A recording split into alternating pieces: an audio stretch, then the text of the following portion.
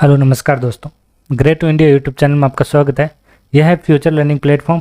तो आज का अपना मोस्ट इम्पोर्टेंट टॉपिक जो रहेगा C and C plus plus symbol और जो डेटा स्ट्रक्चर जो है इसका डेटा स्ट्रक्चर और सिंबल जो यूज होते हैं C and C plus plus उससे रिलेटेड अपना एमसीक्यू सेट है। तो सबसे पहला क्वेश्चन, हैज टेबल क्या होती है? मतलब हैज टेबल जो होती है वो क्या होती है? एक स्ट्रक्चर जो वैल्यू की को एमबीपीएस करती है। तो सही आंसर होगा इसका फर्स्ट का सी। नेक्स्ट, यदि हैज टेबल में एक ही ब्रैकेट के लिए कई एलिमेंट प्रतिस्पर्धा कर रहे हैं तो इसे क्या कहा जाएगा? तो यहाँ सेकंड का सही आंसर है ए, कॉलिशन। डायरेक्ट एड्रेसिंग क्या होती है? तो डायरेक्ट एड्रेसिंग जो है वो क्या होती है? प्रत्येक पोजीशन की लिए डिस्टिंक्ट एरे पोजीशन होती है। तो सही आंसर है इसका ए। नेक्स्ट, डायरेक्ट एड्रेसिंग में सर्च कॉम्प्लेक्सिटी क्या होती है? तो डायरेक्ट एड्रेसिंग में जो सर्च कॉम्प्लेक्सिटी होती है तो वो कौन सी होती है? ओ ब्रैकेट 1। सही आंसर ए। नेक्स्ट, निम्नलिखित में से कौन सी कॉलिशन से बचने की तकनीक नहीं है? तो यहाँ पर जो तकनीक नहीं है वो है हैज टेबल का आकार बढ़ाना। 6, लोड फैक्टर क्या होता है? तो लोड फैक्टर जो है तो लोड फैक्टर होता है एवरेज चेन लेंथ। सही आंसर होगा इसका सी। नेक्स्ट, सिंपल यूनिफॉर्म हैजिंग क्या है? सिंपल यूनिफॉर्म हैजिंग जो होता है तो वो क्या होता है? प्रत्येक एलिमेंट को किसी भी स्लॉट में हैजिंग की समान संभावना है। तो सही आंसर है इसका 7 का ए। 8, सिंपल यूनिफॉर्म हैजिंग में सर्च कॉम्प्लेक्सिटी हो क्या होगी? तो इसमें सर्च कॉम्प्लेक्सिटी जो होती है वो भी इसमें ए। सही आंसर होगा इसका ए। नेक्स्ट, सिंपल चैनिंग में कौन से डेटा स्ट्रक्चर का एप्रोप्रिएट यूज होता है? तो 9th का जो सही आंसर है वो है बी, डबली लिंक लिस्ट। नेक्स्ट, जिस केस में डिजायर्ड स्थान के अलावा कोई कुंजी अन्य आइडेंटिफाई लोकेशन पर रखी जाती है कहलाती है? तो 10 का जो सही आंसर है वो है सी, कॉलिशन। नेक्स्ट, हैज टेबल में किस डेटा ऑर्गेनाइजेशन मेथड का उपयोग किया जाता है? तो हैज टेबल में जो डेटा ऑर्गेनाइजेशन का जो मेथड यूज किया जाता है तो वो है लिंक्ड लिस्ट। 12 नंबर, एक नोड के लिए अल्टरनेटिव इंडेक्स जनरेट करने का कार्य होता है। तो इंडेक्स जनरेट करने का जो कार्य होता है उसे क्या कहा जाता है?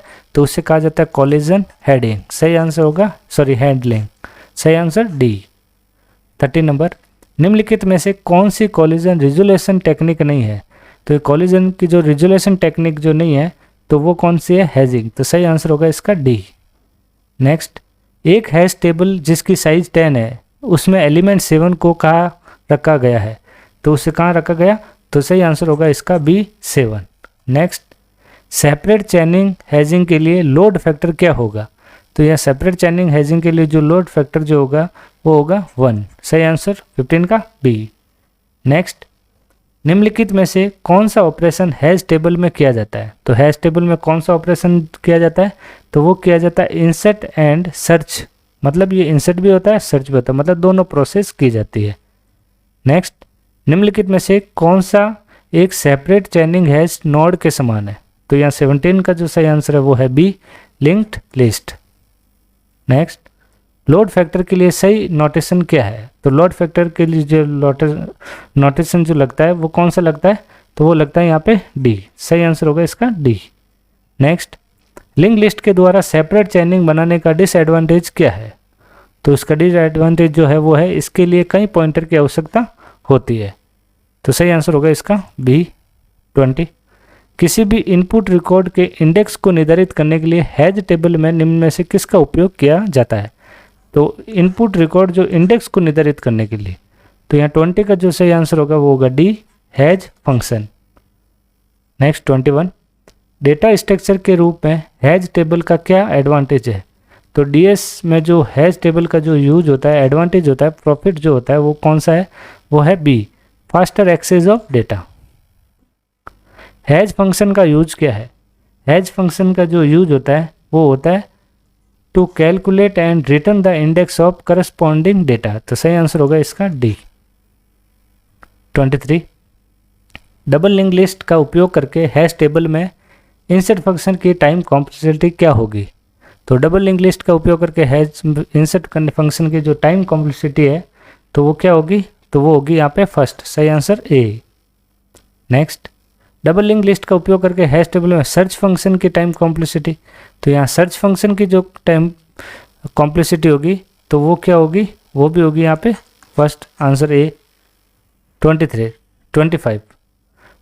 क्वेश्चन है, चैनिंग में सिंगल लिंक लिस्ट के स्थान पर डबल लिंक लिस्ट का यूज करने पर क्या एडवांटेज होगा। तो चैन में सिंगल लिंक लिस्ट के स्थान पर जो डबल लिंक लिस्ट का उपयोग करेंगे तो उसका जो प्रॉफिट होगा तो वो होगा, यह इंसर्ट में डिलीशन की प्रक्रिया को तेज करता है। नेक्स्ट 26, निम्नलिखित में से कौन सी तकनीक कोलिशन की स्थिति में डेटा को हैश टेबल में स्टोर करती है। तो डेटा को जो हैश टेबल में जो स्टोर करती है उसे क्या कहा जाता है, ओपन एड्रेसिंग। निम्नलिखित में से कौन सी तकनीक कोलिशन की स्थिति में डेटा को एक सेपरेट एंटिटी में स्टोर करती है। तो सेपरेट एंटिटी में जो स्टोर करती है उसे क्या कहा जाता है, उसे कहा जाता है चैनिंग यूजिंग डबल लिंक लिस्ट। सही आंसर होगा इसका डी। 28, चैनिंग के साथ हैजिंग का उपयोग करने का क्या एडवांटेज है। मतलब चैनिंग के साथ जो हैजिंग का जो यूज करते हैं तो उसका जो एडवांटेज जो प्रॉफिट है वो क्या है, तो वो है less sensitive to hash function. सही आंसर होगा इसका सी 28 का। 29, चैनिंग के साथ हैजिंग का उपयोग करने का क्या डिसएडवांटेज है। जो डिसएडवांटेज होगा वो होगा takes more space. Next, binary search tree को हैश टेबल द्वारा इम्प्लीमेंट करने का क्या लाभ है। तो यहाँ पे जो प्रॉफिट है वो है हैश टेबल में इंसर्ट, डिलीट और सर्च ऑपरेशन करने के लिए एवरेज टाइम कॉम्प्लेक्सिटी लगती है। तो इसका सही आंसर होगा ए। 31, निम्नलिखित में से कौन सी समस्या लीनियर प्रॉब्लम के कारण उत्पन्न होती है। तो यहाँ 31 का जो सही आंसर वो है डी, जो प्राइमरी कोलिजन। 32, ओपन एड्रेसिंग के लिए निम्नलिखित कौन सी कोलिशन रिजोल्यूशन स्ट्रेटजी नहीं है। तो यहाँ 32 का जो सही आंसर वो है सी, रीहैजिंग। तो आज के इस वीडियो में इतना ही, धन्यवाद।